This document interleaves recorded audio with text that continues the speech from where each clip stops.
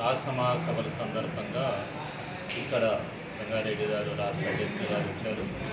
ఈరోజు రైతాంగ సమస్యల మీద రేపు చర్చించబోయేదానికన్నా ముందు ఈనాడు ఖమ్మం జిల్లాలో కానీ రాష్ట్ర వ్యాప్తంగా కూడా ఉన్నటువంటి పరిస్థితి ఏంటంటే రైతులందరూ కూడా తొలకరిలో వర్షాలు సక్రంగా పడటం వల్ల విత్తనాలు వేస్తున్నారు, ఎరువులు వేస్తున్నారు, పంట చేతికొచ్చే దశ వస్తుంది. పత్తి అయితే పెసరైతే ఈ పంట. అదేవిధంగా వరి ఇప్పుడు కొన్ని చోట్ల నాటు వేయటం కూడా జరిగింది. నాటేసిన చోట్ల కొట్టబోయే పరిస్థితి, కొన్ని ఏరియాలో వర్షాలు లేనటువంటి పరిస్థితి కనపడుతుంది.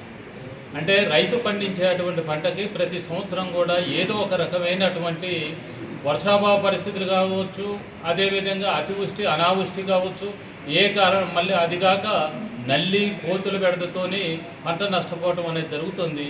కాబట్టి ప్రభుత్వం ఇప్పటికైనా గుర్తించి రాబోయే పంటకి ఇప్పుడే మద్దతు ధర ప్రకటించి ఆ గిట్టుబాటు ధర గట్ట రైతుకి ఇవ్వకపోతే రాబోయే రోజుల్లో వ్యవసాయం చేయడమే దండగని చెప్పి బంద్ చేసి క్రాప్ హాలిడే వేసేటువంటి పరిస్థితి కనపడుతుంది. కాబట్టి రాబోయే పంట ఇప్పుడు వచ్చే పంటకి ప్రభుత్వం ఆ విధంగా కొనుగోలు చేయాలని చెప్పి డిమాండ్ చేస్తుంది.